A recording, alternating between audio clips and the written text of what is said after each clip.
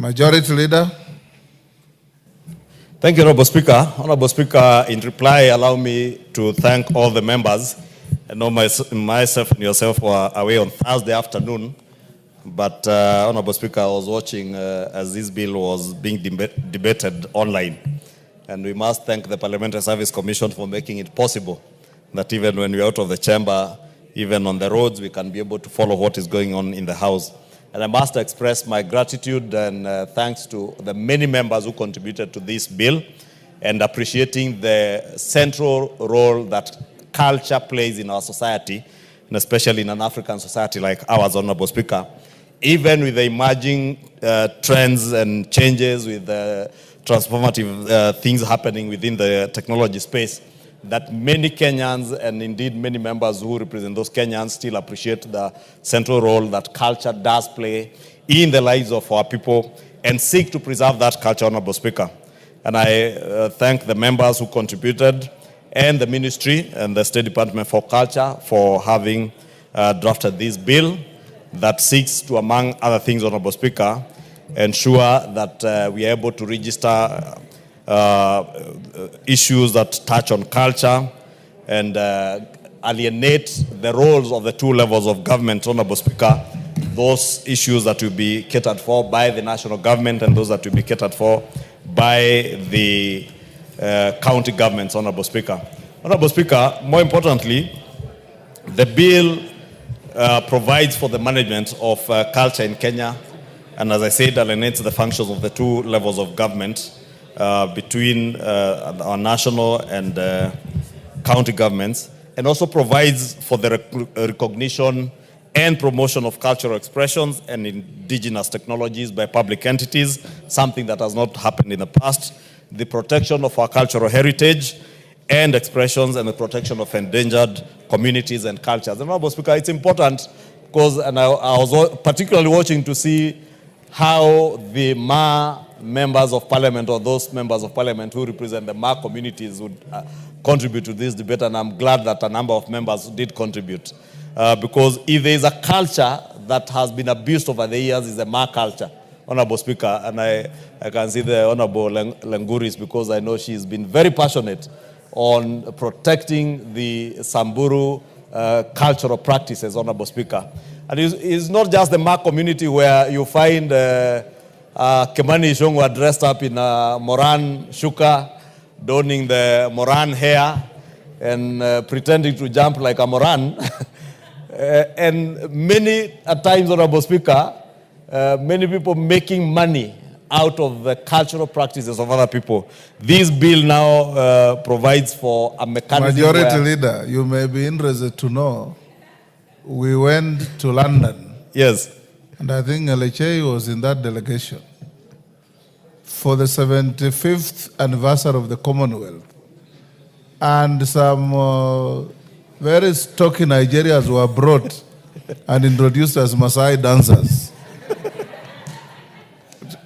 To pretend to be Masai is distorting Kenya's culture.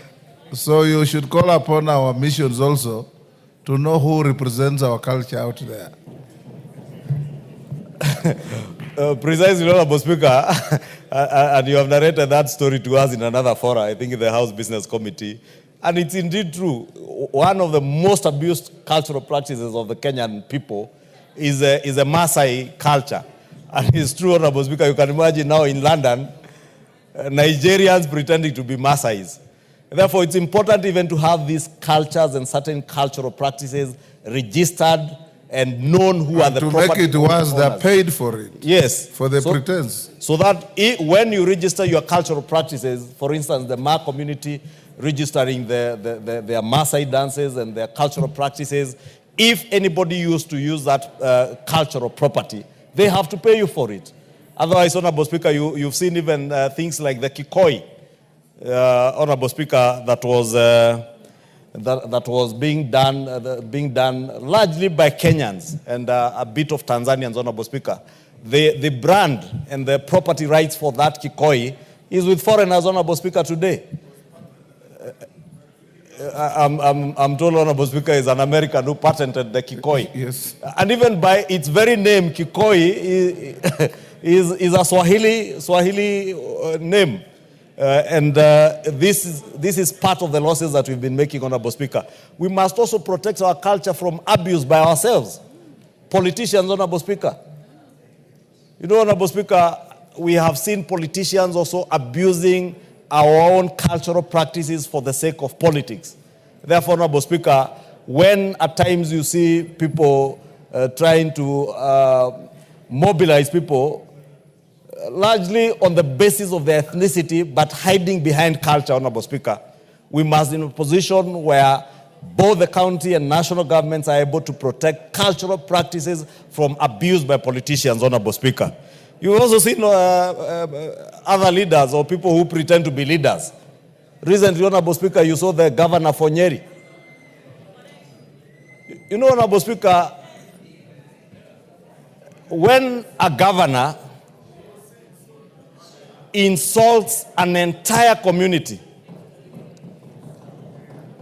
and again, unfortunately, it's a Ma community that was being insulted, that they don't wear, I don't know whether it's underwear or even trousers. But you wonder, when that governor discovered that Masai males do not wear underwear, what was he doing, Honorable Speaker, you wonder? And how and when did he discover that there are people who don't wear underwear? And it's so embarrassing, Honorable Speaker, that that can come from the mouth of someone who purports to be a leader. I know he has pretended to go and apologize to the Ma community, but, you know, Honorable Speaker, they say, birds of a feather flock together. You will understand why that governor for Nyeri would use such derogatory language against an entire community and a very culturally rich community of the Masai and the greater Ma community, including the Samburus and the Rendiles, Honorable Speaker. And I want to encourage the Ma nation to continue preserving their cultural practices as they have done, and indeed all other communities in our country and in Africa at large, so that we do not allow our people and more so our young people to lose the values that we were raised up with, Honorable Speaker, because we were able to be taught our ways of life and not adopt the Western ways of life. Let us adopt the cultural, the technological changes that we will get from the West, but maintain our cultural practices, Honorable Speaker. And Honorable Speaker, let me just conclude by saying this bill indeed speaks to length on how we will protect those cultures, how we will safeguard our cultural practices from being abused, how we protect our cultural properties from being stolen by others who do not even know and understand the value of those cultural property rights, Honorable Speaker. And I believe with the enactment of this bill, it will go a long way to protect ourselves as a nation and indeed as proud African people, Honorable Speaker.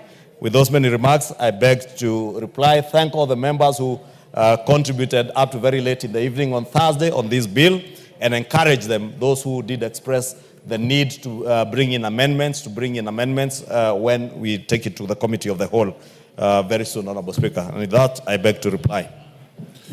Thank you. Members on their feet, take your seats.